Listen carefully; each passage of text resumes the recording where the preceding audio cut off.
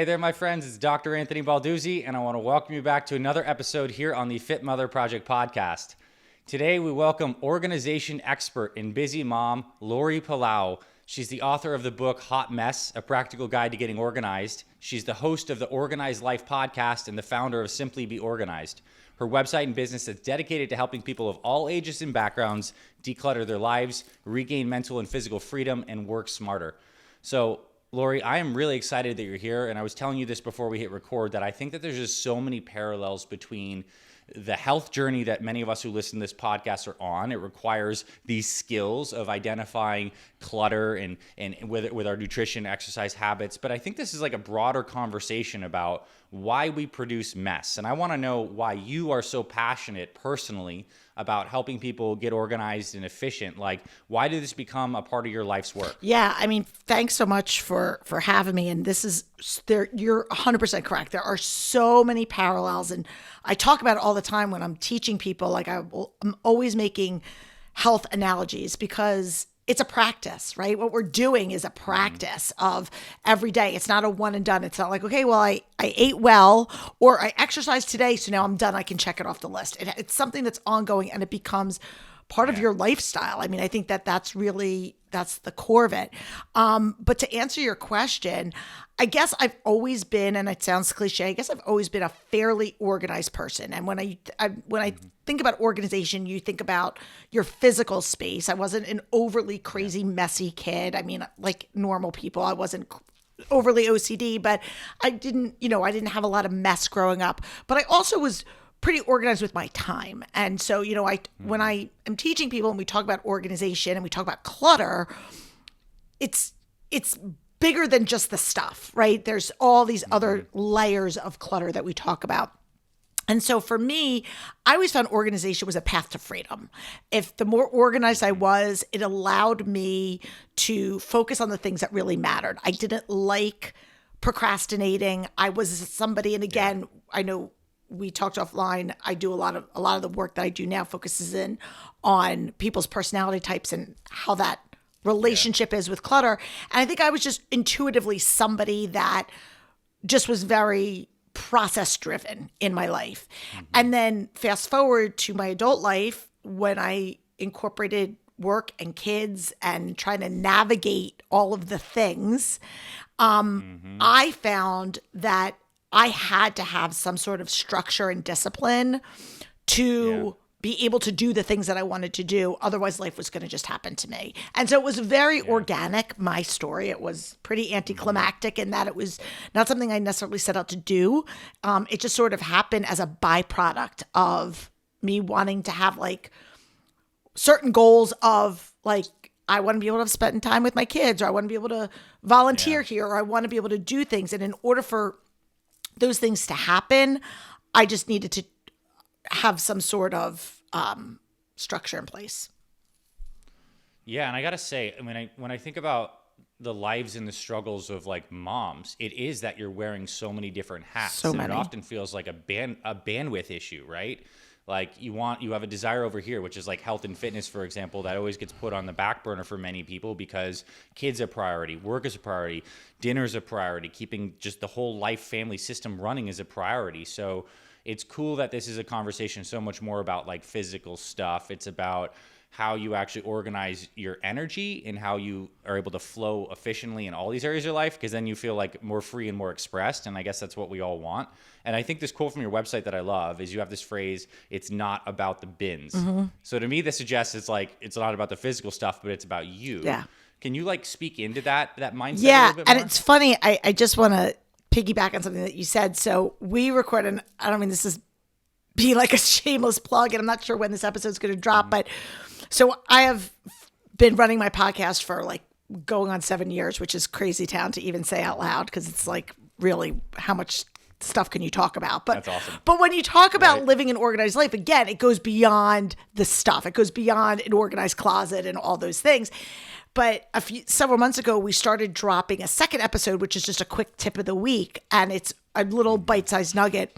And I kid you not, I recorded yesterday. Again, I'm not sure the timing of whether it'll be live or not yet, but I literally recorded an episode yesterday as the tip of the week was to move your body and prioritizing that. And as a mom, I know, and my kids are bigger now, I was equally as a victim as I have so many other things. I'm going to put my own health on the back burner. I am going to, I'm running. And some of it is logistics, right? Like we are logistically, we only have so many hours in a day. And depending on your situation, whether you're a single mom or whether you have a spouse or a partner that travels a lot or isn't around, which, my husband, we're married going on 25 years and he's a great guy, but he traveled a ton and wasn't around. Yeah. So I was wearing the majority of the hats, and there were major seasons where I didn't prioritize health and fitness.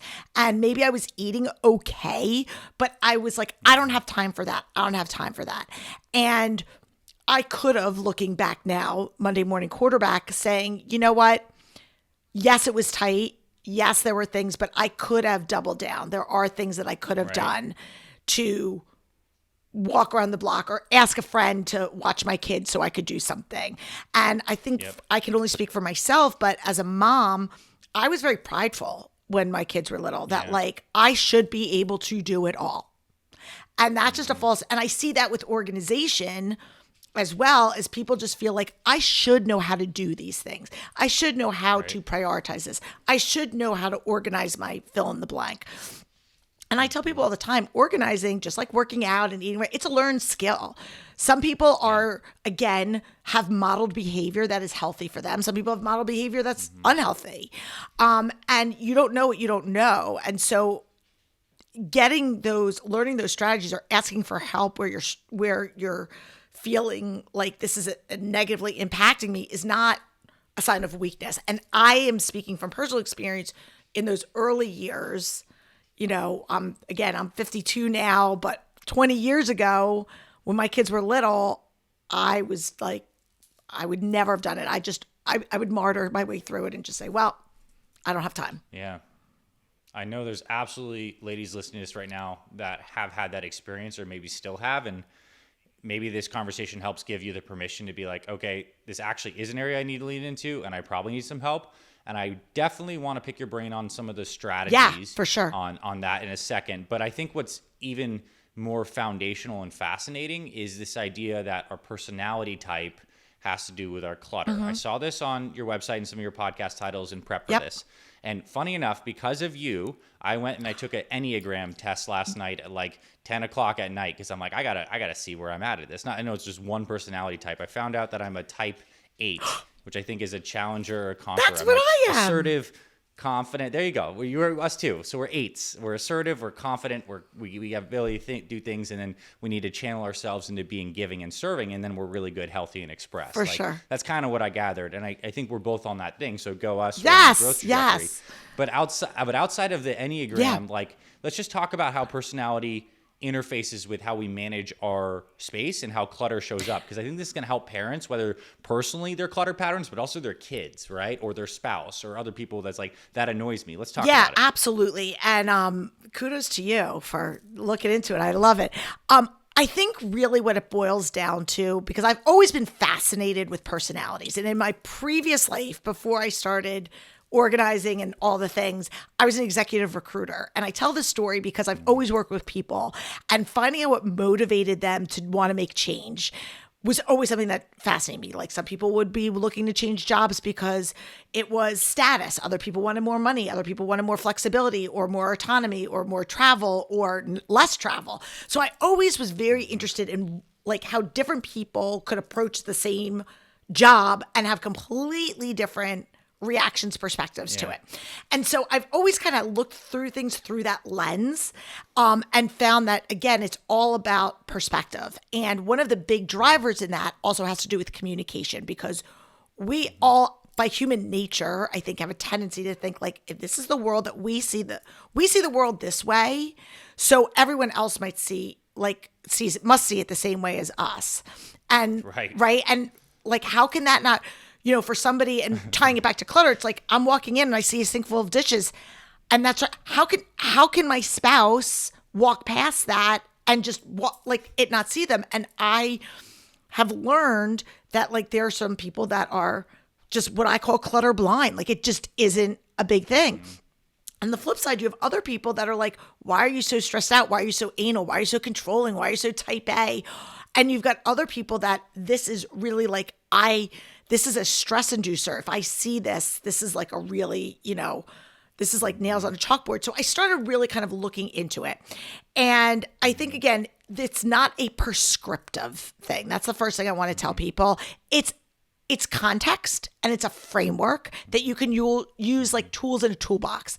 And what I love about specifically the work I do with Enneagram, which is a personality typology that looks at motivation, but whether you're looking at Enneagram or not Enneagram, I think what it does is it gives you language. It gives you language to be able to start the conversation. And really where I see a lot of conflict resulting from clutter, because clutter is just the byproduct, right? It's the byproduct of something else. If I walk into somebody's house and I see clutter, I'm not like, oh, you're so lazy or you're such a slob. I'm like, what's going on? Like, what is this representing? And so it's really using this as, how can we use this information to elicit a conversation so that we can get on the same page and see how we feel about this.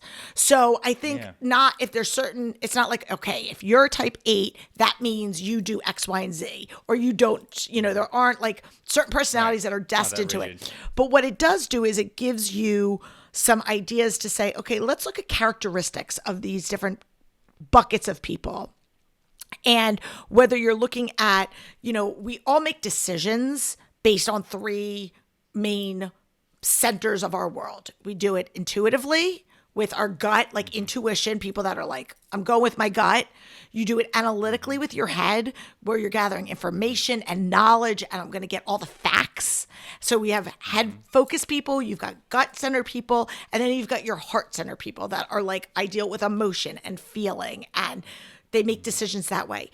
And so when you look at clutter, and you could apply that for anything that you're doing, people will have one that's more dominant than another. And again, they're all just like clutter. If I were to do a model, I'd look at concentric circles. Like, they're all related, but usually everybody's got something that's more dominant than other.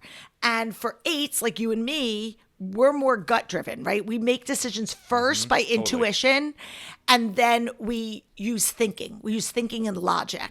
And so 8s, the least access thing that they use, at least access center, is feeling. So that is, so a lot of 8s that I know, not all, don't struggle with what I call emotional clutter. They don't struggle with guilt and fear because basically not. Right? It's like, it's very utilitarian and you can make decisions quickly, and 8s are quick processors. So again, when I'm working with somebody that's an 8, they usually are like, yes, I want it. No, I don't. And, the biggest struggle I see for 8s are, their struggle with what I call calendar clutter is being overscheduled, because we tend to take on more than we can, more hours in a day. You know what I mean? More things than there are hours. But somebody else who might be a different Enneagram type that's, say, feeling centered, may really struggle with emotional clutter and really struggle with getting rid of things, because everything has a story. Everything is sentimental. And that's just the world that they see. So their process of getting through it is just going to be different. It doesn't mean that they're destined to live in clutter. It just means they have to put in different strategies to be able to navigate through that.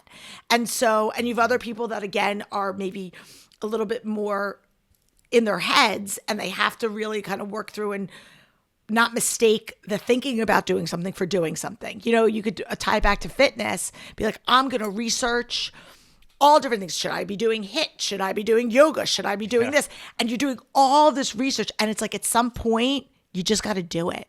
Which is going to be best for me and my body type? Which is going to be best for somebody that's going through menopause? What's going to be best for here? Right. And you do all this research. And at some point, you're like, you just got to do it and try it and pivot as you go along.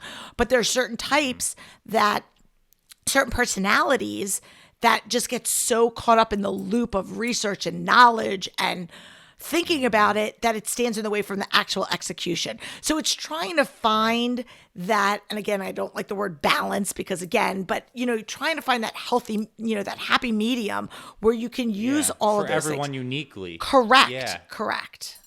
So you recommend everyone basically take the Enneagram, right? I mean, it sounds like it. Talk about the process of self-knowledge. Yeah. Yeah. And so just really, really quick top line. Like I said, so Enneagram's an ancient personality typology. So if you're listening, you're like, oh, I have no idea what this is. And it stands for 9 types. Enneagram, 9 types. That's what it stands for. And it really, the principle behind it is that we make our decisions based on the motivation. Our type is determined based on your motivation, and that never changes. And what I love about the Enneagram is that it's fluid. So like you said, there's healthy space, unhealthy space. So there's a little bit of each type in all of us, but everybody's born with a type, and that is your type throughout life, right? And there's different schools of thought of like, is it by, are you born with it? Are you develop it? But either way, your type is who you are at your essence. And it gives you, again, each type has different characteristics, and you don't have to go down a whole rabbit hole. But I think it's fascinating to say, this tells me a little bit about who I am and why I do the things I do. Is it somebody who, again, everybody's got a different core motivation. The 8s we're all about justice and we want to do things. But again, we might be doing things and be bossy in our passion for doing things. Somebody else might be a peacekeeper and they're like, okay, I'm just not going to rock the boat. Other people might be perfectionists, and perfectionists tend to be very controlling, not because they want to be controlling, but they feel like that's their mission. And so understanding gives you an opportunity to better yourself, like find the healthy and see your blind spots. Because I remember when I first started learning about the Enneagram, and they're like, you're bossy and you're intimidating and you're all these things. And I'm like, I'm not that. And people are like, yes, you are. And I'm like, okay, well, that's not what I mean to be. But I realize you can learn about yourself. So it's like, what do you do with this information? And so what I've done is just taken it and applied it in a way of the context of clutter. When we're looking at, because clutter causes conflict, period, full stop.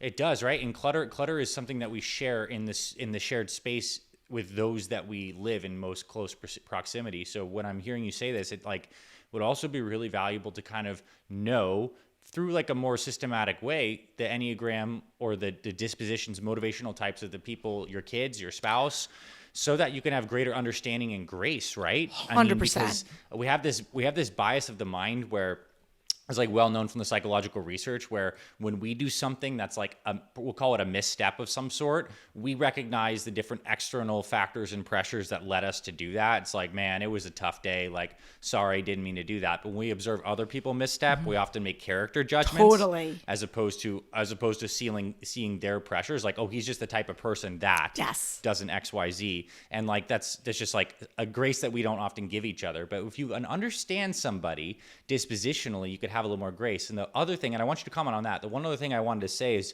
as you were sharing, is I think it's cool because like clutter almost, at least for me, can be like a bit of a spiritual practice. Like what I mean by that is like, imagine you're living with someone and they have a higher clutter tolerance than you do based on their natural dispositions.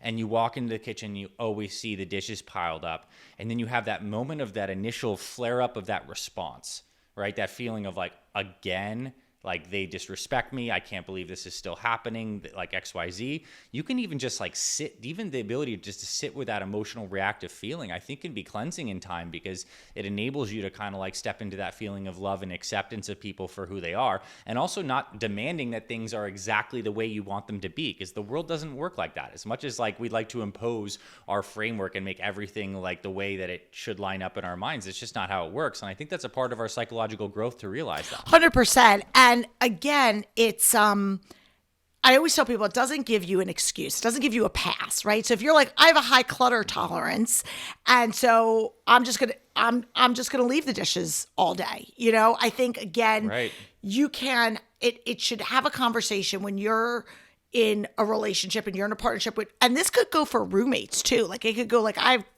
kids in college. And I say these are conversations that you can have with your roommates because it's about mutual respect and letting people know how this makes them feel, that like and saying like, I feel disrespected when I've been working all day, and, you know, especially like for moms who are like, I've been working all day trying to do this. And then you come home and drop your stuff everywhere. To me, that just seems like you're undermining or you don't value what I'm doing. And for a lot of people, that's not their intent at all. They're just unaware of it. And so we oftentimes just tell ourselves these narratives and then we double down on them that, and then also it could be a conversation where I've seen it where a spouse says, well, she likes to do it her way and I don't want to like rock the boat. So I just don't do anything. And then the other side is saying, he never helps me and I have to do everything. And it's really, maybe if we had a conversation of like where we were coming from,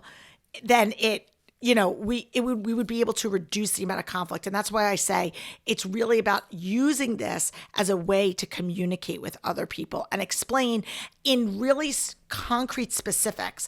And I use the analogy for a lot of people, or I tell the story about the mom that's yelling at their kids to go clean their room. And again, you can apply this in so many different ways. And the kid goes upstairs and like shoves all the stuff in the floor, in the closet and underneath the bed. And they're like, my room is clean. Well, to a kid, the room is clean because the expectation was pretty broad of just clean the room. Mm-hmm. And the mom is like, wait, what are you talking about? It's not clean. I wanted your clothes in the hamper, your toys back in your toy box, and your books on the shelf. And that is a very specific, actionable thing that they can get a picture in their mind of what it is that they're looking for. Right. And for a lot of people, clutter is abstract.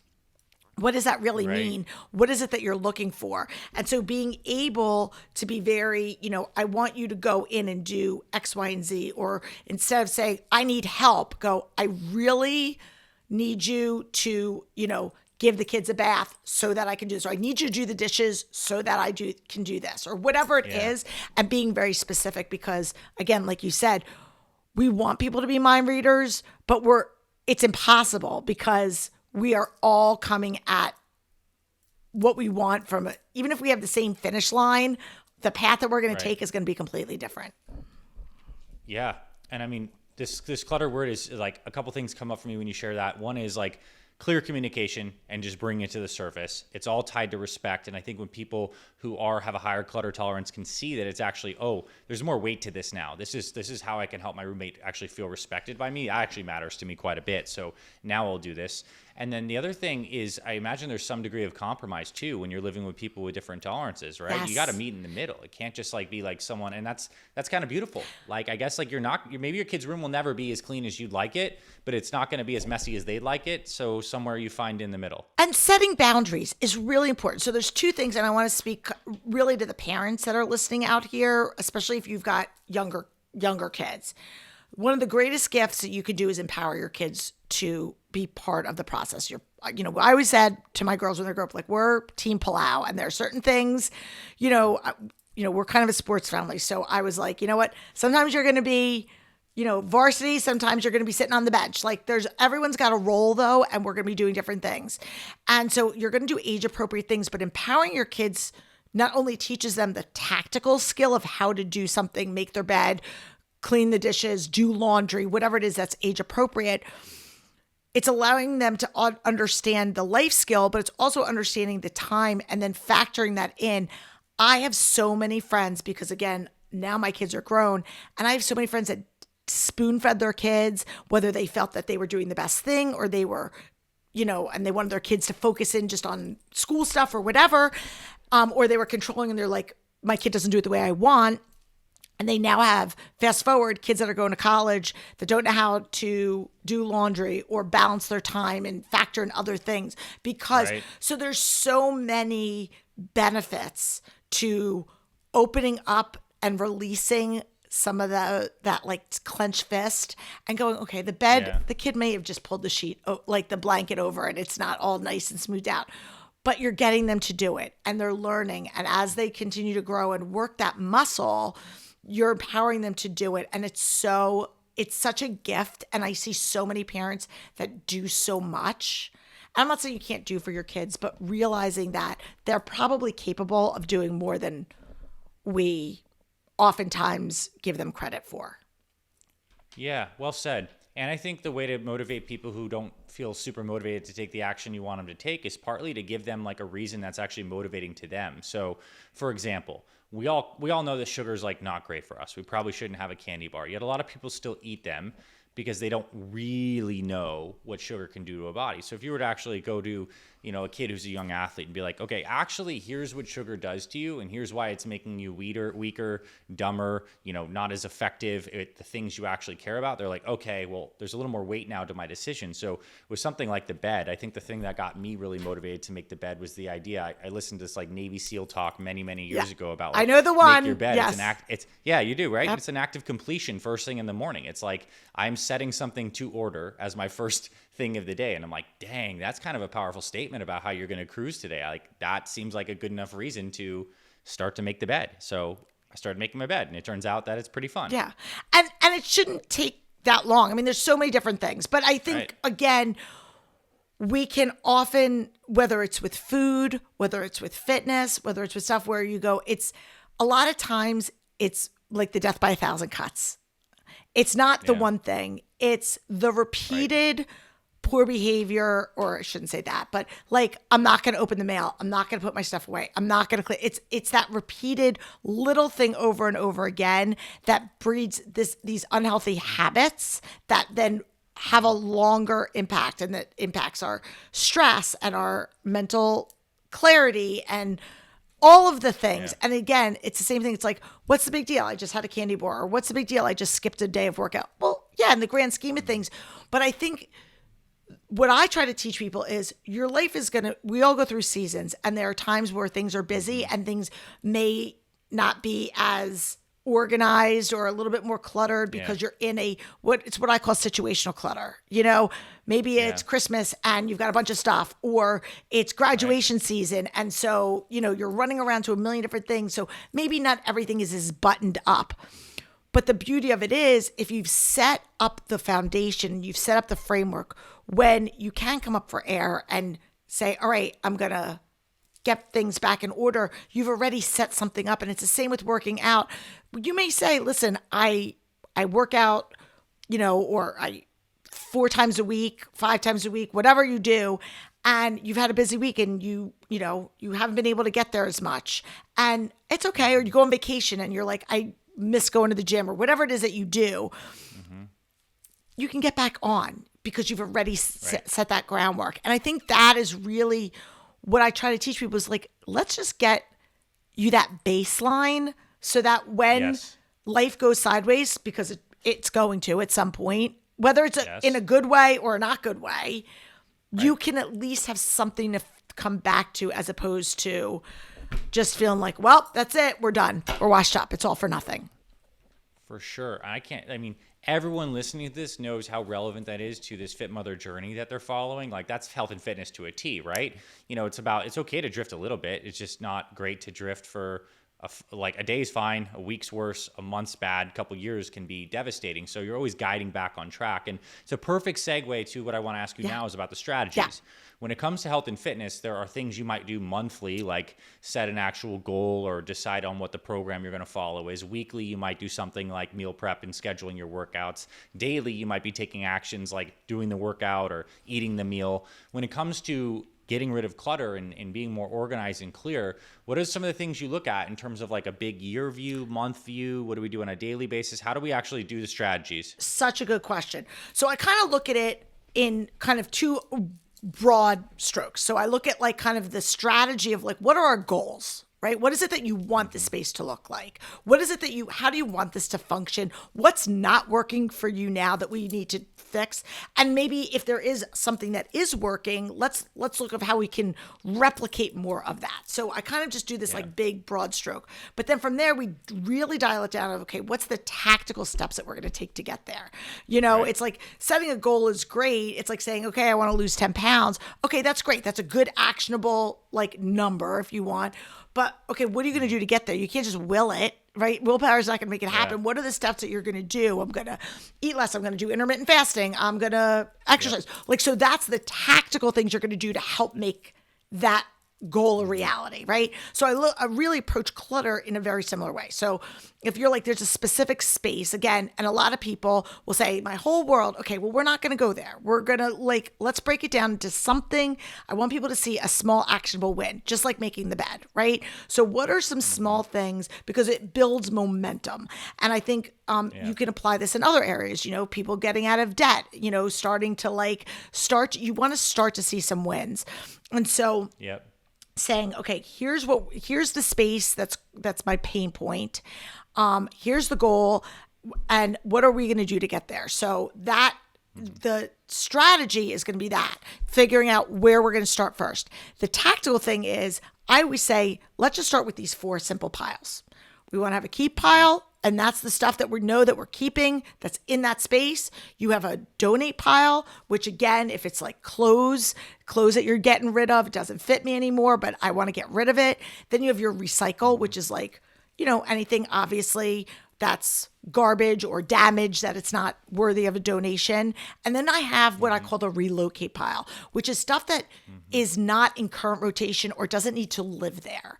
And if you're talking about, and the beauty of these 4 piles, they can apply to any space. So if you're talking about a kitchen, it could be like, okay, I use this once a year. It doesn't take, this is my turkey roasting pan. It doesn't need to live in my kitchen. It can live in a storage or wherever. Yeah. If you're in your closet and you're like, well, I might hold on to this because my weight fluctuates up and down and I'm not really ready to get rid of it, but I'm not currently this size.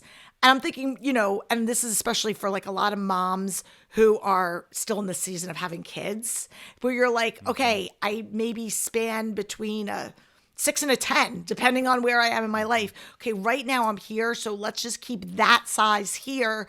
If you want to hold on for, because we're going to reevaluate, maybe you relocate it to a storage area, or it's just stuff that doesn't need to live there. So when you can look at it and you are very systematic about that, it gives you the plan to work through. And so then you can say, here's the stuff that I'm actually keeping. And I always, it doesn't matter if I'm talking about paper, it doesn't matter if I'm talking about clothes, food, whatever. The one question I always ask people is, what is your ease of retrieval? How quickly can you get this if you need it? Because a lot of people think the whole purpose of organization is to put stuff away, and I beg to differ. I think you want everything to have a home for sure, but the whole purpose is about the simplicity of retrieving it when you need it.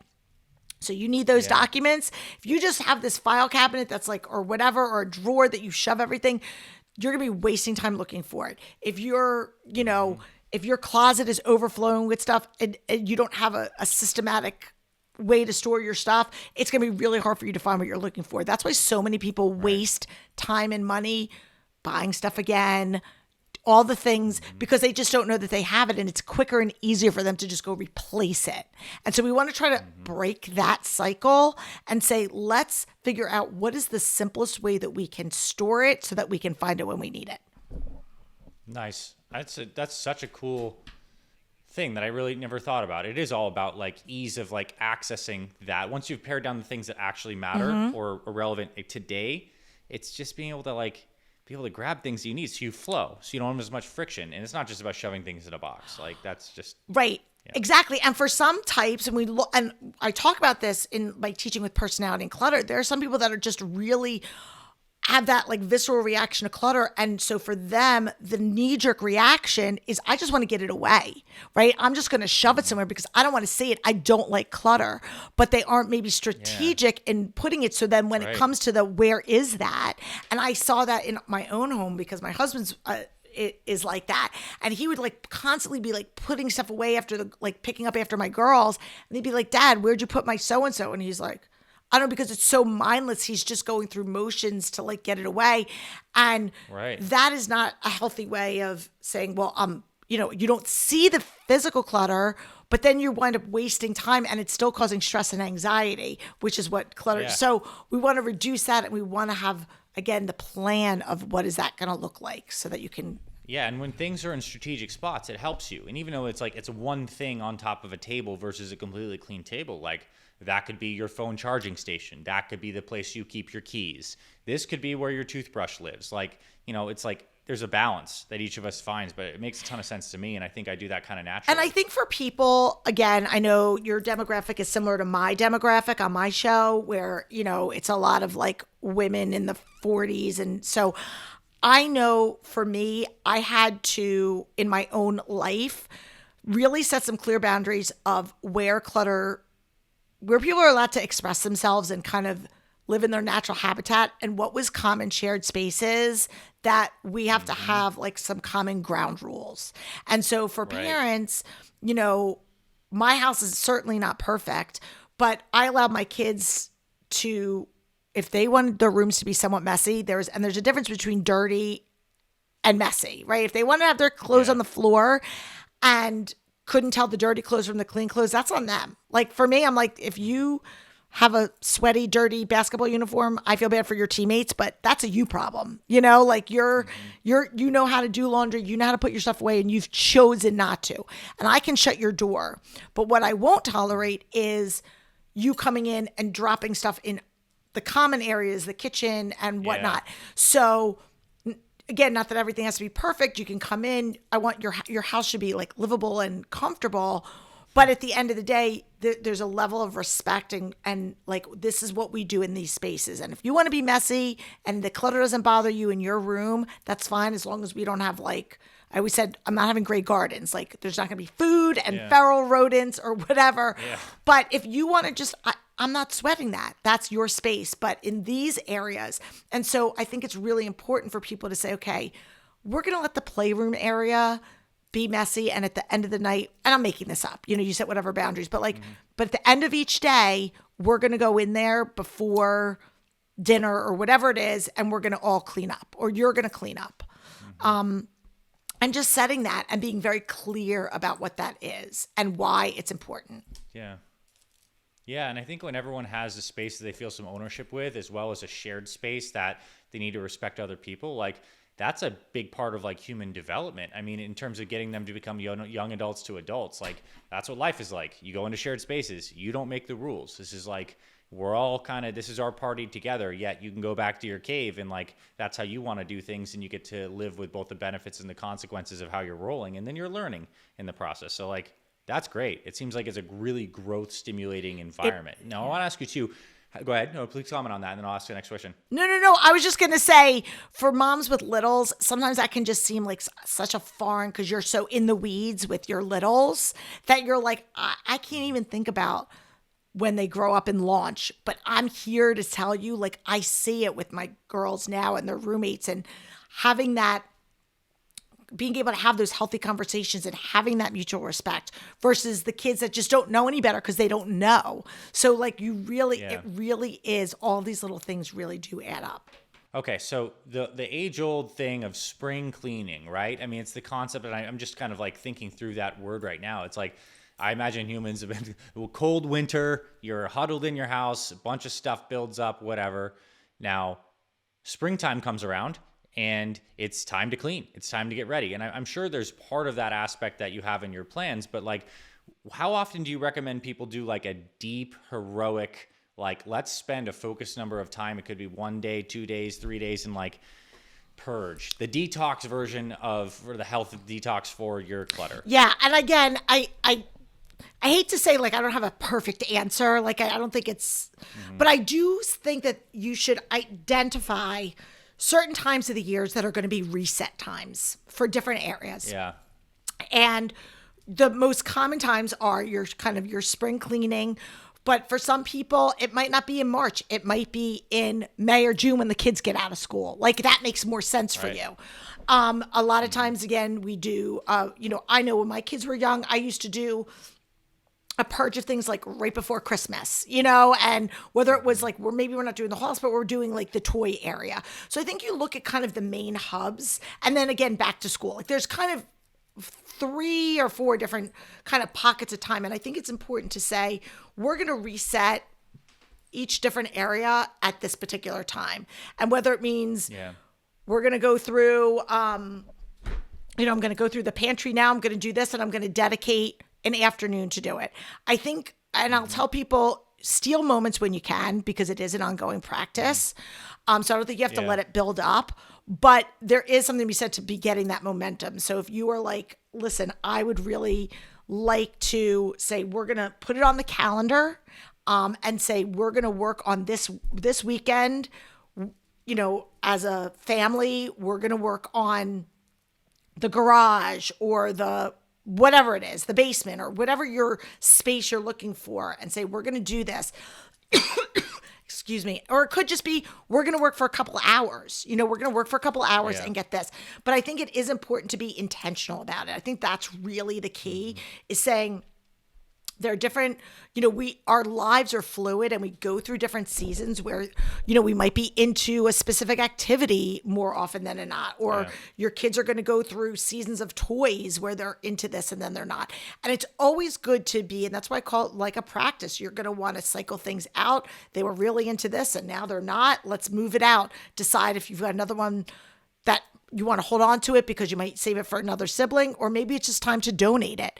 And I think just getting in that habit of saying, we're going to do it. And again, being intentional about it. If you wait for that perfect time, and I'm air quoting that, it's not going to happen. And that's the thing, is I think a lot of times people, and again, going back to the whole fitness or eating right, it's like, I'll do it when my kids go to school, or I'll do it when this, or I'll do it when that.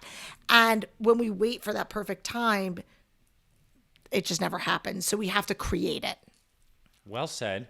And I think I like a couple things you said. Well, first off, the experience that we feel after we've decluttered and organized in particular areas, we feel lighter and we feel accomplished. Like, these are two things. So it's like the same thing we experience when we lose weight. We feel physically lighter and we feel accomplished. So like, it's a good feeling at the end of this. And I also love the idea that, like, we can think of our living spaces as like sections. There is a pantry, there is a closet, there is an office, a gym, or something like this. So you can always take it in chunks. And for me, the kind of decluttering process is like, it's like productive procrastination. And I'm not saying it's not important work. It's just like, if I have a lot of like meetings, I have to create something, and this, it feels so good sometimes to still be doing like really productive stuff, to take, I don't know, 1 hour and go organize this XYZ. And maybe that's why it's kind of nice on the weekend. A lot of people organize things on the weekend, like get into the garage, do some stuff, like, I don't know, whatever it is, but it could be slotted in and almost as like some restorative, personal, productive time in the middle of things, and it can kind of charge you up for your other kind of work and family obligations. Yeah. And I would always discourage people from trying to take on too much. Like, again, you want to do it, have a sense of accomplishment, and you don't want to feel burned out and exhausted, because when we're burned out and exhausted, then the thought of doing that again, mentally gearing yourself up, you're not going to want to do it. But if you're like, I did this, yes, it may have been hard. Maybe I would rather have been doing something else. But at the end, you have that sense of accomplishment, and you do feel lighter, and you can see, the beauty when you're dealing with physical clutter is you can actually see the results right then and there. Like, you see it, like, I decluttered this space, and it's that instant feedback, which is great. I always said, if I could, I would love to design something where it'd be like, if you eat this way for 30 days, here's exactly how your body will look, right? And if I could see cool, that, then I would be like, damn, I can suck it up and like not stick a piece of bread in my mouth for 30 days or whatever it is, But I think so much of it is blind faith. Or if we don't have the plan, then it's just like, what are we working towards? We're just going through the motions. And, again, that's why having sort of like, this is what we're working towards, this is what we want to do, helps us to say, to redirect. This is what we're trying to do. Remember, the reason why we're doing this is we want to create a cool hangout place for when your friends come over. And right now, there's nowhere for them to sit or hang out because there's stuff everywhere. So let's work together to do that. And when you can have that picture in your mind of what it is, then people they can see it, they can feel it, and they're more inclined to do it and stick with it. Powerful points. I completely agree with you. And now in like the back part of this interview, I want to kind of build on what we did, but shift it out of the physical space. And I want to ask you, how do people reduce like mental clutter? Like whether that's thoughts flying around, feeling like they're overwhelmed with tasks or emotions. And I do completely understand and respect there's not a one size fits all. But I do want to, I know you will have some good insight on that. How do people achieve the experience of a cleaner, happier, more clear mind, that it's not so racy thoughts, and so they could be less distracted, more productive, and happier. Yeah, I mean, and obviously this is like a hot topic and it's something that we all struggle with. And mental load is just a big thing. There are a lot of moving parts for all adults. And then especially if you have moms, because you're not just worrying about yourself and what you have to do at work and at home, but then you're also like all your wheels are turning for all of the things. So there is some truth to the fact that there's just a lot happening. One of the big things that I try to do is I'm a big believer in just doing brain dumps of like, let me just get it out. Me too. I'm a big brain dump person. And by nature, I'm a list maker and things like that. But I think getting it out and really looking at what is on my mind that really needs to be on my mind because it is something, and what is on my mind that is either just taking up space and I'm focusing in, I don't need to be focusing in on that, and what is stuff that's there that I could potentially delegate. And I think a lot of times I had to get very intentional with my husband, and I put the responsibility on me again, going back to that whole like, we think that people should be mind readers, a lot of times.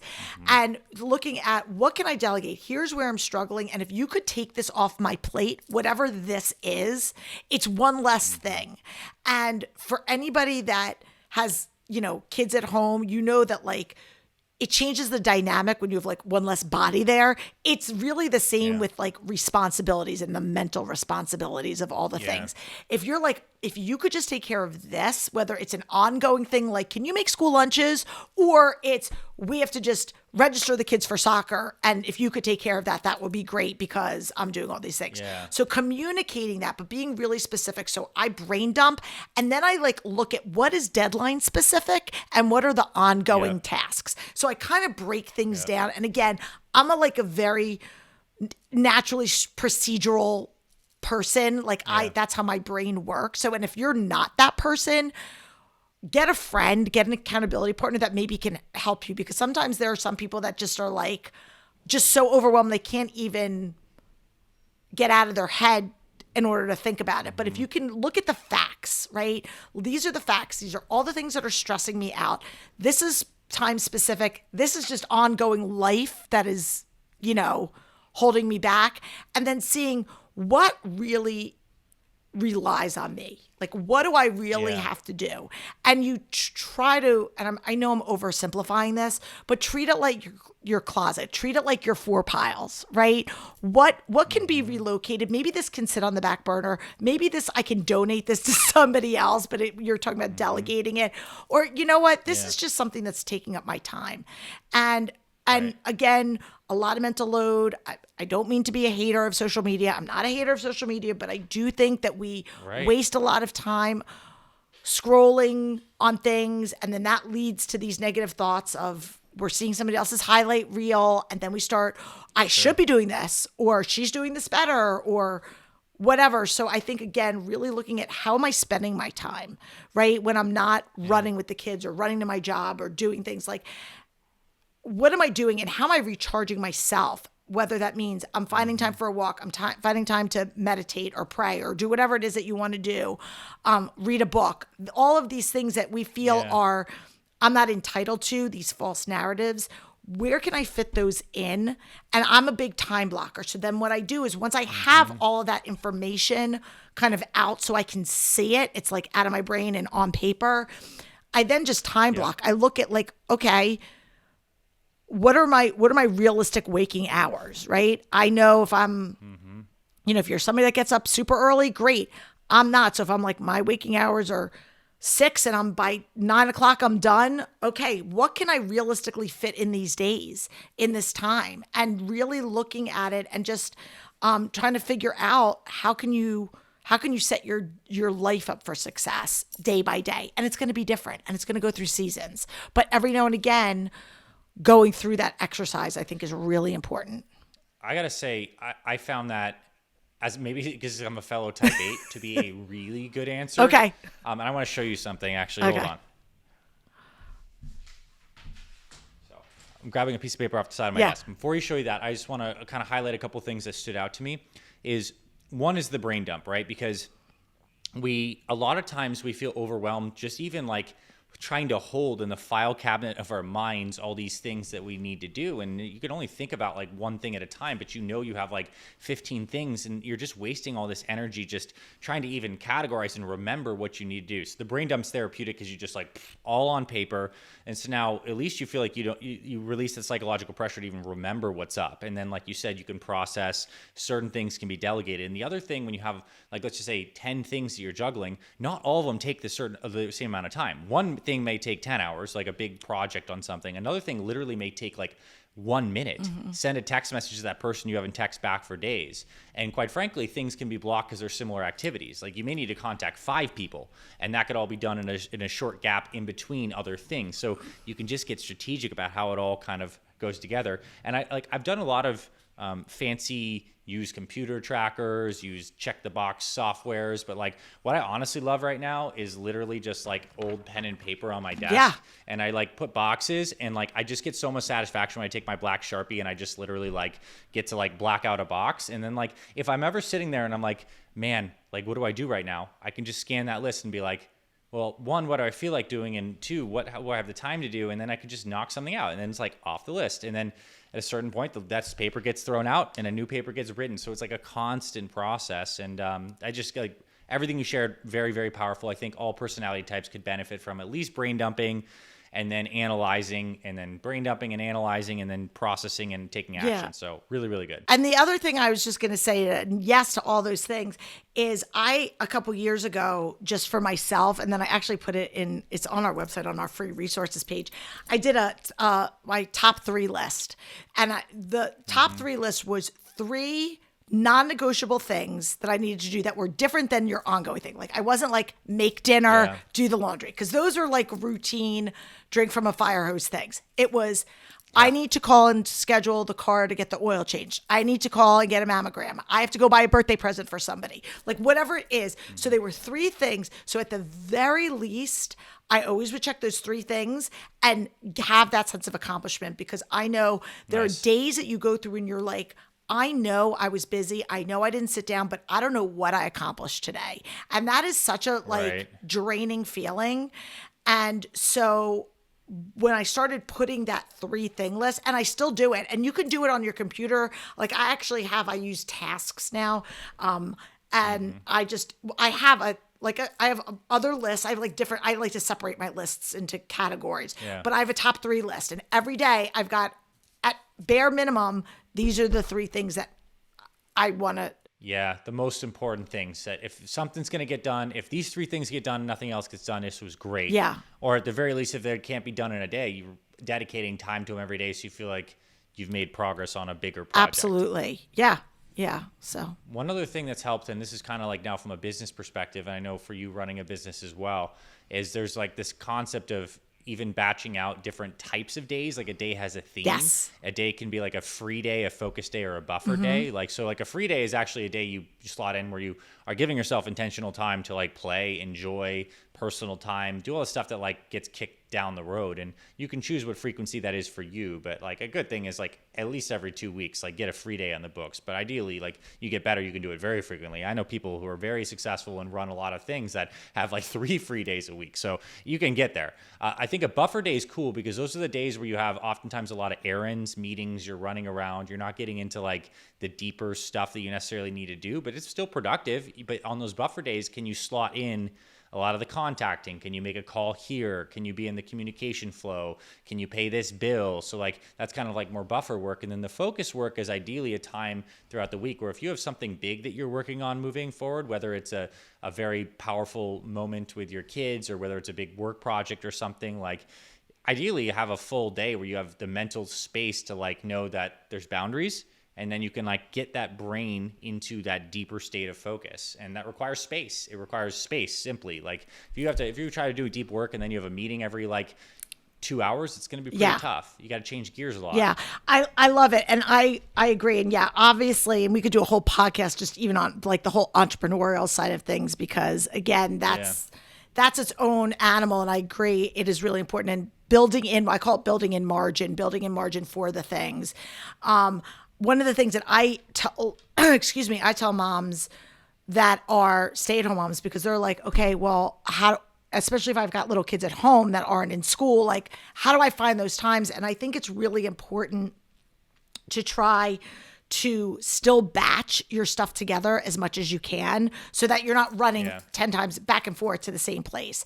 Right. And again, that's where sometimes if you don't have a large family network or whatever, that's when maybe you need to just find your tribe of people to say, you know what, I'm on Tuesday afternoons, I do a swap with, three of my friends, and we watch each other's kids, so that I can do X, Y, and Z, whatever that is.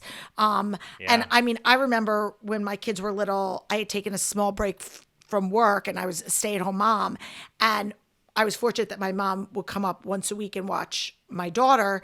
At the time, I just had one, and I would batch those days. I would try to make doctor's appointments. I would run to the store, like things I didn't have to take, that would take, it was just easier that I could just do it by myself. And granted, not everybody has that, but if you can even carve out little pockets of time when you have some support, because when we're at work, a lot of times we feel like we can be more strategic and disciplined, and when you're at home, you kind of feel like I'm on call 24/7. And I think it's really important to try to figure out how you're spending your time so that you're not just on this hamster wheel. Love it, for sure. And when we're on the hamster wheel long enough, that's when we just feel that nagging anxiety. Things are building up. Then we don't take care of our self-care. Now we're not motivated to eat healthy and exercise as much. And then like we're caught in this like static ball of like negative energy, and like the clutter and then the health and fitness habits can all help unwind that. So the promise is beautiful of what can be done here. Now, my final question is, I kind of want to ask you now, with the hat specifically as a parent, of like stuff that you and your husband do to help your kids be happy, well-adjusted, organized, and quite frankly, less anxious. I think there's a lot of anxious kids these days, largely because of phones, social media, not getting outside enough, all the things. Like, what are some of your guiding parenting principles, and how are you really thinking about raising well-adjusted kids? God, I don't know if I'm qualified. You should ask my kids. I don't know if I'm qualified. But it's for you. Yeah, I'm sure. Let's say you're doing a decent job, and then when they're older, let's say you did a great job. Hopefully, I don't know. It's a great question. Like I said earlier, I think first of all, letting your kids know that they matter, in the sense of like they have a purpose in this family, and like and everybody plays a part, so that they have ownership in the organization process, in the mechanics of the house. And again, doesn't mean that they're going to be Cinderella all the time, scrubbing toilets or doing all that. Obviously, you're still the parents, but giving them responsibilities that, and you can choose to reward them and pay them an allowance or not, or whatever you want to work it. But things like taking out the trash or walking the dog or whatever it is that is important for your family, I think setting those expectations is really, really important. I also think, again, spending present time with your kids. I can say I have two girls. They have very different personalities.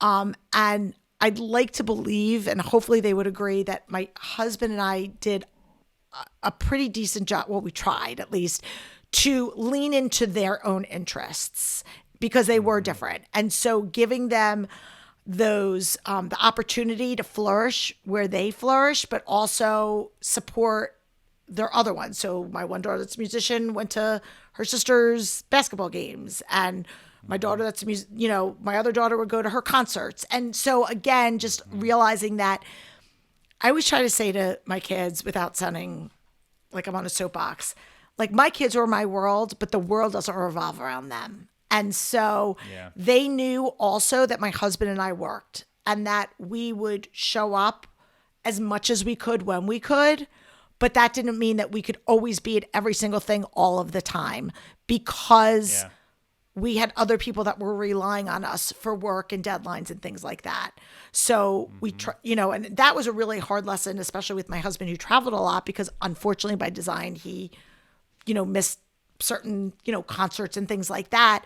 And I think it's important as a parent to say, we're doing, we're going to try to show what's really important to you and engage in that conversation with them. And again, as they get older, then they see that your parents have a life outside of you, but that their participation in having the house running is key. Yeah, I hear participation. I hear clear communication and boundaries and expectations. I hear using their relationship between your two daughters to help them show up for each other as a big part of your parenting philosophy, and just leaning into their uniqueness. Like, beautiful. I mean, Yeah, and modeling behavior. Because I think, and again, we had a tip of the week about this one as well, where I get so many parents that will say to me, my kid's a mess, my kid doesn't clean up after themselves. And I'm like, tell me about your habits. And I'll come back and they don't make their bed, or they leave piles of unopened mail. And so again, right. Your kids are seeing certain things. So it's hard enough to get your kids to buy in when you're already organized. But when you're disorganized and you're saying you need to do X, Y, and Z, and they see it, it's really hard. So I always try to tell people to, if you can, model the behavior that you want to see. Nice. Well, Laurie Palau, wow, what a conversation. Power hour. I mean, I feel inspired to look around my office and see where I can just be even better and inspired. And I think this was such a cool and holistic presentation that you gave on how clutter is connected to our personality, to our families, to our growth and development. You are awesome, my friend. And I know that someone's listening to this and they're going to want to learn more about your work. So tell us where they can find your podcast. Tell us how they can work with you, your book, all the things. Thank you. And we're going to have to get you on our show. We're going to have to return the favor and get you on This Organized Life. So my website is the hub for everything. And that's simply the letter B like boy, organized.com. And I'm sure you'll link to that in the show notes. From there, you can find the podcast, which is called This Organized Life. Obviously, if you're a podcast listener, go check us out. And the books, you can get all that. It's on Amazon and on the website. And if you want to learn more about the work that I'm doing specifically with personality and clutter, I have a digital, I call it a course. It's really, I hate you calling it a course, but it's like really it's more fun than a course. it's I need to come up with a better word. So if anybody's listening out there, there's a better word. It's really, it's an experience. It's like a workshop. It's really like more of an online workshop. Like you're coming in and you're learning, but there are module based, and it talks all about clutter and then specifically each personality type and characteristics of them and how different strategies work for different types. So if you want to check that out, it's on my website, and I'm going to put a promo code, and we'll just call it FIT20 for 20% off if anybody's interested. That's generous and awesome. Because I want people to get this information. Again, I think even if you're somebody that's really organized, and I get this all the time, people are like, I'm organized, I'm this. But again, we are relational beings and we live and work with other people. So even understanding how your coworkers, your roommates, your spouse, your kids, getting a little bit of a glimpse into how their brain works, like you said at the top of the episode, gives you perspective, empathy, grace, all the things. So that's it. Mic drop. Laurie, thanks so much. There'll be links in the show notes. FIT20 was that code on her website. And thank you all for tuning in today for this amazing conversation. Thanks, Laurie.